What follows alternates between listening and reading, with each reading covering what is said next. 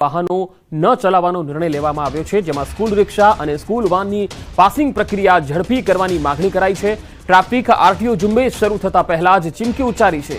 અમદાવાદ સહિત રાજ્યભરની રિક્ષા અને school van ચાલકોની બેઠકમાં આ નિર્ણય કરવામાં આવ્યો છે। તો મંગળવારથી સ્કૂલ વાહન ચાલકો નહીં ચલાવવાનો નિર્ણય કરાયો છે। પાસિંગની પ્રક્રિયા ઝડપથી થાય તેવી તેઓ માંગણી કરી રહ્યા છે। વાલીઓને થોડી મુશ્કેલી પડી શકે છે, કારણ કે જે વાલીઓ રિક્ષા દ્વારા બાળકોને મોકલે છે સ્કૂલ, તેમને હાલાકી પડી શકે છે। સંજય ટાંક સંવાદદાતા જોડાયા છે।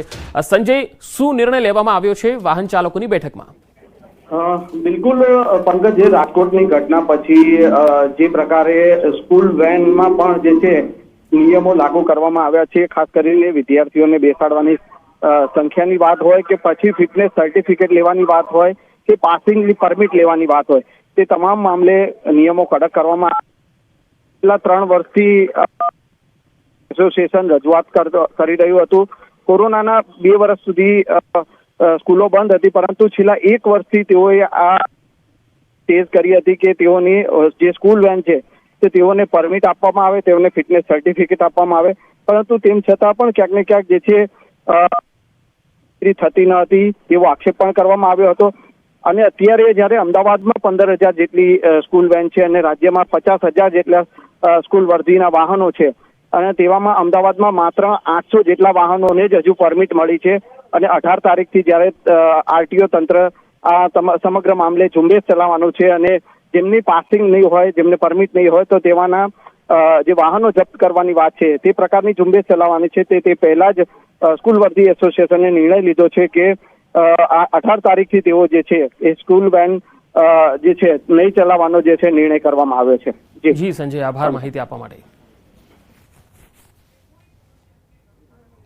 તો મંગળવારથી સ્કૂલ વાહન ચાલકોએ વાહનો નહીં દોડાવવાનો નિર્ણય કર્યો છે, કારણ કે આ પાસિંગની પ્રક્રિયા ખૂબ જ ધીમી છે। જ્યાં સુધી આરટીઓ તેને પૂરી ન કરે ત્યાં સુધી તેઓ ગાડી નહીં દોડાવે।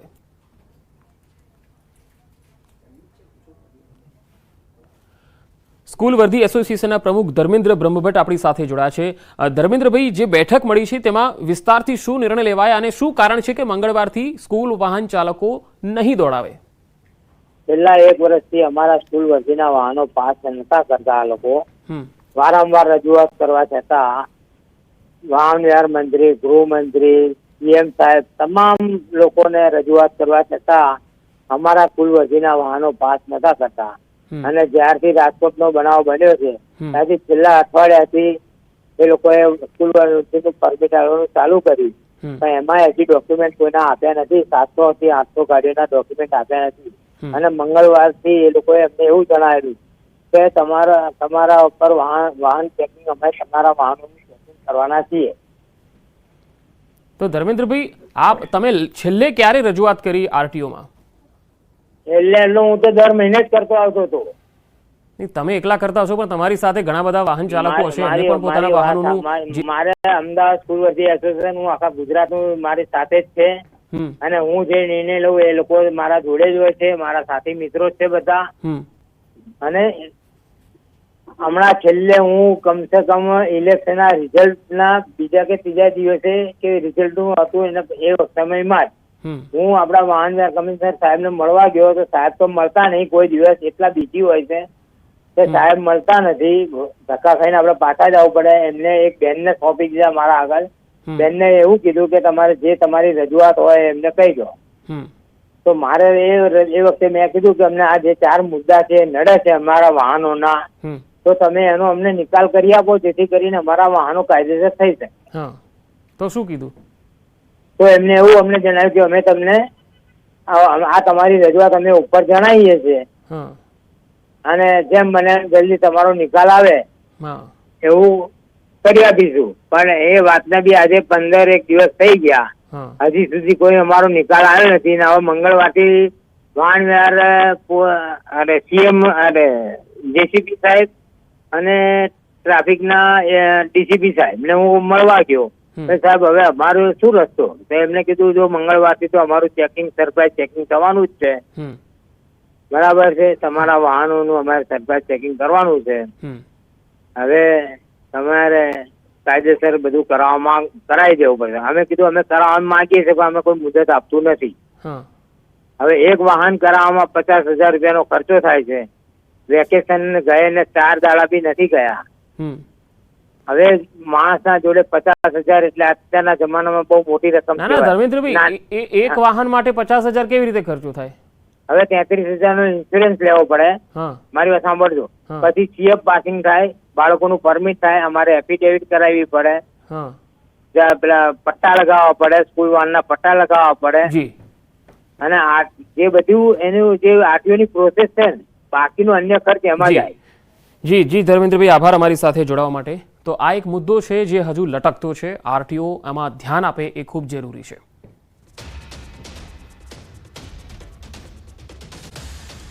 બનાસકાંઠાના ડીસામાં સરકારી હોસ્પિટલની ઘોર બેદરકારી સામે આવી. ડીસાના રામસણ સરકારી હોસ્પિટલ તંત્ર સામે પ્રશ્નો ઉઠી રહ્યા છે. દર્દીને રિફર કરવા માટે એમ્બ્યુલન્સ ન હોવાથી દર્દીનું મોત નીપજ્યાનો આક્ષેપ થયો. મૃતક દર્દીના પરિવારજનોએ હોસ્પિટલ તંત્ર સામે આક્ષેપ કર્યા. સરકારી હોસ્પિટલના ડોક્ટરે એમ્બ્યુલન્સ ન ફાળવી એવું મૃતકના પરિવારજનોએ કહ્યું. ખાનગી વાહનમાં દર્દીને લઈ જતા સમયે મોત નીપજ્યું. સરકારી એમ્બ્યુલન્સમાં ડીઝલ ન હોવાથી એમ્બ્યુલન્સ ન ફાળવી શક્યા. અંદાજિત છેલ્લા 8 માસથી સરકારી હોસ્પિટલની એમ્બ્યુલન્સમાં ડીઝલ નથી નખાયું.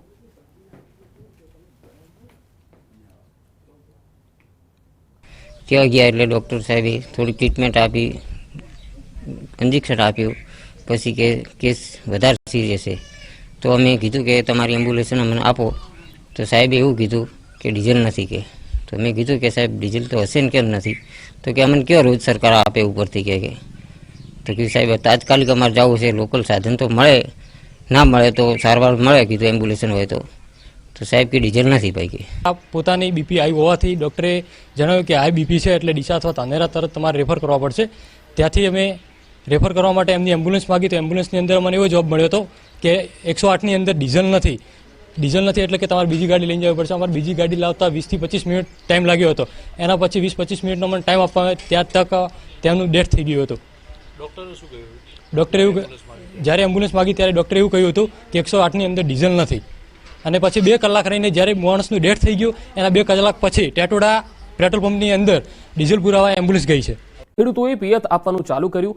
જો થોડા દિવસ વરસાદ ન આવે તો પાક સુકાઈ જશે એવી ભીતિ ખેડૂતોને સતાવી રહી છે. ચાલુ વર્ષે વાવેતરના લાંબા દિવસો બાદ પણ વરસાદ ન થતા ખેડૂતો ચિંતિત છે. ખેડૂતોના મતે હાલ પૂરતા પ્રમાણમાં વરસાદની જરૂરિયાત છે. આગામી થોડા દિવસમાં વરસાદ નહીં વરસે તો આગોતરી વાવેલી મગફળી સુકાઈ જશે અથવા તો સુકારા નામનો રોગ આવી શકે છે. કેટલાક ખેડૂતોએ પિયતની સુવિધા હોવાથી ફુવારા પદ્ધતિ અને ટપક પદ્ધતિથી પિયત આપવાનું ચાલુ પણ કરી દીધું છે.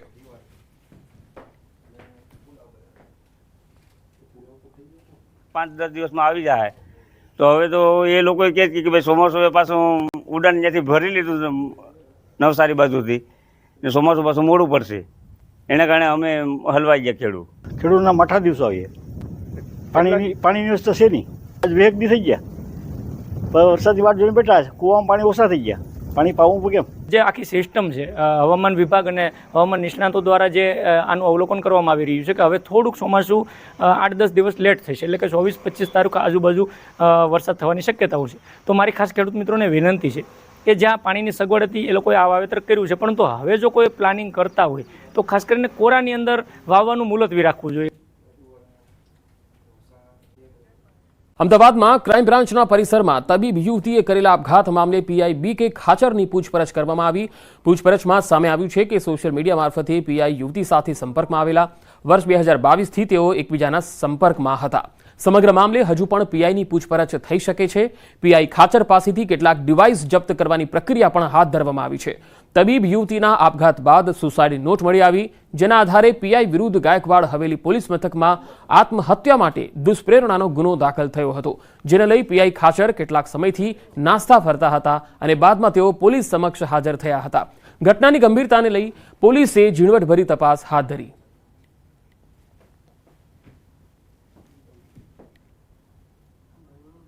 પીઆઈ ખાચરના નિવેદનની એની પ્રક્રિયા ચાલુ છે અને એમના દ્વારામાં જે હકીકતોનો ઉલ્લેખ કરવામાં આવ્યો છે તપાસનો વિષય છે.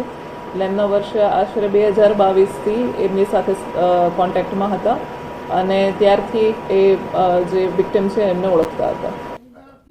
મનપાની સામાન્ય સભામાં શાસક પક્ષના કોર્પોરેટરોએ જ બાયો ચઢાવી. વોર્ડ નંબર 16ના ભાજપ કોર્પોરેટર સ્નેહલ પટેલે પાણી મુદ્દે રજૂઆત કરી. આ દરમિયાન મેયર અને ચેરમેન સભામાંથી નીકળી જતા કોર્પોરેટર સ્નેહલ પટેલ નારાજ થયા હતા. સ્નેહલ પટેલનું કહેવું છે કે છેલ્લા 3 વર્ષથી તેઓ રજૂઆત કરી રહ્યા છે. વોર્ડ નંબર 16ના 70% વિસ્તારમાં પાણીની સમસ્યા છે. પાણી મુદ્દે મહિલાઓની વેદના મહિલા મેયર નહીં સાંભળે તો બીજું કોણ સાંભળશે એવા સવાલો પણ સ્નેહલ પટેલે ઉઠાવ્યા. જો કે આ તરફ મેયરે તબિયત સારી ન હોવાથી સભામાંથી બહાર આવી ગયા હોવાનું જણાવ્યું. તમામ પ્રશ્નો ઉકેલવાની ખાતરી પણ આપી.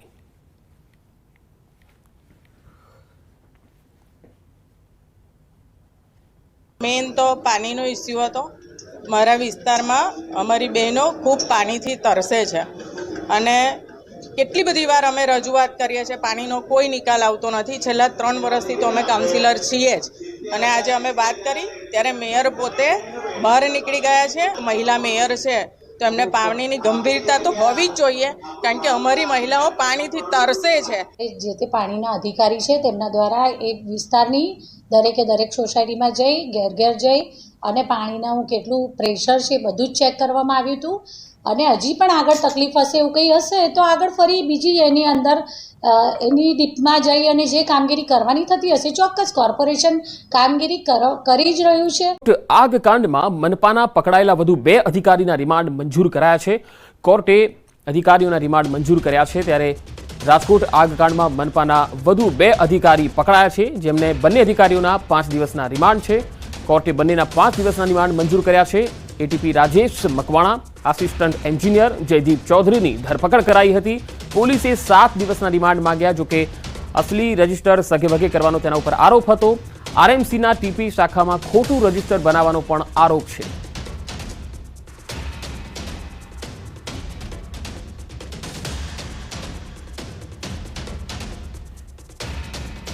રાજકોટમાં સ્વામિનારાયણના સંત સામે દુષ્કર્મની ફરિયાદ. 2 સ્વામી સહિત 3 સામે દુષ્કર્મની ફરિયાદ થઈ છે. ખીરસરા ઘેડિયા ગામના ગુરુકુળના 2 સ્વામી સામે ફરિયાદ નોંધાઈ છે. સ્વામિનારાયણ સંપ્રદાયના ધર્મ સ્વરૂપદાસ સ્વામી, નારાયણ સ્વરૂપદાસ સ્વામી અને મયુર કાસોદરિયા નામના વ્યક્તિ સામે ફરિયાદ થઈ છે. મહિલાને ગર્ભવતી બનાવી ગર્ભપાત કરાવ્યાનો આરોપ છે. 3 વર્ષથી દુષ્કૃત્ય આચરાતું હોવાનો પીડિતાનો આરોપ છે. ગુરુકુળમાં જ મહિલા સાથે લગ્ન કર્યાનો ફરિયાદમાં ઉલ્લેખ છે. સ્વામીએ ગુરુકુળમાં જ મહિલા સાથે લગ્ન કર્યાની ફરિયાદ નોંધાવાઈ છે. સ્વામી ધર્મ સ્વરૂપદાસ દ્વારા મહિલાને ફેસબુકના માધ્યમથી ફ્રેન્ડ રિક્વેસ્ટ મોકલવામાં આવી હતી. મહિલાએ પોલીસ મથકે આ અંગે ફરિયાદ નોંધાવી છે. તો ગુરુકુળના 2 સ્વામી સામે દુષ્કર્મની ફરિયાદ. ન્યૂઝ 18ની ટીમ જ્યારે ગેસ્ટ હાઉસ પર પહોંચી ત્યારે સ્વામીના પાપલીના સ્થળ પર તમામ પ્રકારની હકીકતોથી જાણકારી મેળવી હતી. ન્યૂઝ 18ની ટીમ પહોંચતા જ રૂમનો ગેટ બંધ કરી દેવાયો અને ખોલવા માટે કોઈ તૈયાર નહોતું.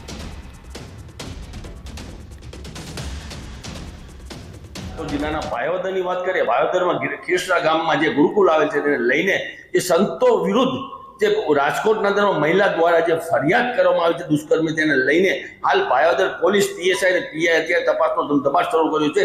ન્યૂઝ 18ની ટીમ પહોંચી છે ગુરુકુળમાં. અત્યારે આપણે સીધા દ્રશ્ય બતાવીશ કે અત્યારે આ રૂમ છે તે રૂમ અત્યારે સ્વામીનો રૂમ છે. અરે આ રૂમને છે ને લોક મારવામાં આવ્યો છે, અંદરથી લોક મારવામાં આવ્યો છે.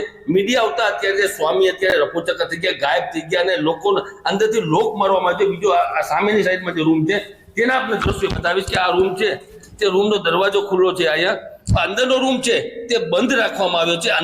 અંદરમાં કોઈ હોય એવો અહેસાસ થઈ રહ્યો છે, એવો અવાજ આવી રહ્યો છે, છતાં અંદરથી ખોલવામાં નથી. એવો મીડિયા આવતા અત્યારે સ્વામી તો રફુચક્કર થઈ ગયા, પણ અંદર ટ્રસ્ટી છે તે ટ્રસ્ટી બી ગાયબ થઈ ગયા છે અને ખાલી અત્યારે હોસ્ટેલ ખાલી છે. બીજી તરફ વાત કરીએ જે રીતે તે દુષ્કર્મની ફરિયાદ નોંધવામાં આવી તેને લઈને હાલ આરોપી છે તે આરોપી અત્યારે ચક્રો ગતિમાન કરવામાં આવે છે અને ભાયોદર પોલીસ અત્યારે તપાસનો ધમધમાટ શરૂ કર્યો છે. મુનાફ બગાલી, ન્યૂઝ ગુજરાતી, ભાયોદર, ખીરસરા. આ બાબત અમે કાંઈ જાણતા નથી અને એ ક્યારે આવ્યા હતા, લગ્ન કરેલા છે કે નહીં એ અમને કાંઈ ખ્યાલ નથી. કોઈ જાતની અમને કમિટીની અંદર એ કોઈ પૂછપરછ થઈ પણ નથી. હવે તો અમને ક્યાંય ખ્યાલ ન હોય ને એમાં શું છે કે અમારા સ્વામીના અમે કોન્ટેક્ટમાં જ નથી, તો અમારે તો ક્યાં સ્વામીનો કોન્ટેક્ટ કરવાનો છે ના. અમને કોઈ પણ જાતની આ બાબતની જાણ નથી. આ ખરેખર તો હોવું ન જોઈએ. જો ખરેખર જો સ્વામી દોષિત હોય તો એની સજા થવી જોઈએ અને જો નિર્દોષ હોય તો કોર્ટ ન્યાય કરશે જ. એ હકીકત જ એ છે. એની પહેલા અહીંયા શંકરના મંદિરમાં સ્વામીજી એક છોકરીને પૂરી હતી. કેટલો સમય થયો? એના ઘણા વર્ષ થઈ ગયા. એટલે આવ્યા ને શરૂઆતમાં સ્વામીજી ત્યાં લગભગ 2 કે 3 વર્ષ થયા છે. બાદમાં દાસ ખમણની ફરી એક વખત વિવાદિત અને બેદરકારી સામે આવી છે. સેવ ખમણીની ચટણીમાંથી જીવાત નીકળી ગઈ. પાલડીના મહાલક્ષ્મી 5 રસ્તા પાસેની જે બ્રાન્ચ આવેલી છે ત્યાંની આ ઘટના છે. ગ્રાહકે હેલ્થ વિભાગમાં આ અંગે ફરિયાદ પણ આપી છે.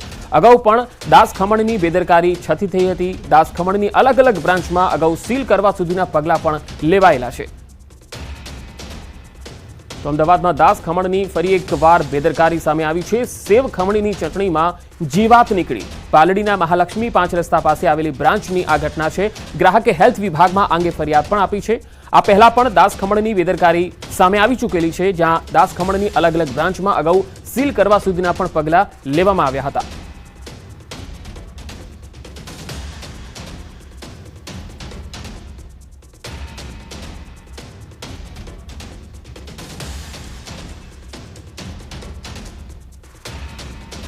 તો અમદાવાદમાં સ્વાદના રસિયાઓ સાવધાન રહેજો. આ તસવીરો જોઈ શકો છો આપ, જ્યાં સેવ ખમણીની આ પ્લેટ છે અને તેમાં એક જીવાત તમે જોઈ શકો છો. સંવાદદાતા દીપિકા કુમાર મારી સાથે જોડાયા છે.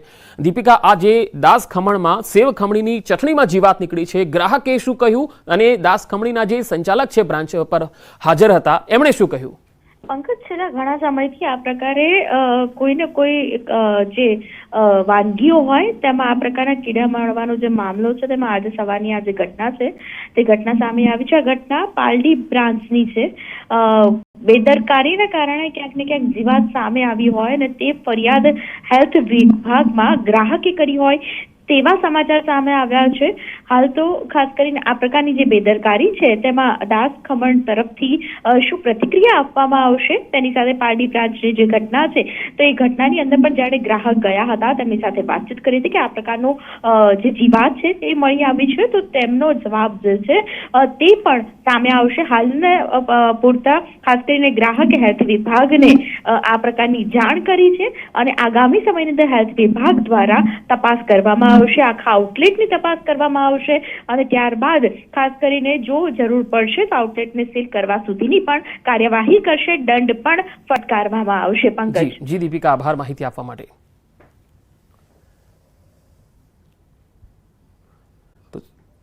સીલિંગ કાર્યવાહી અને દોષનો ટોપલો અધિકારીઓ પર.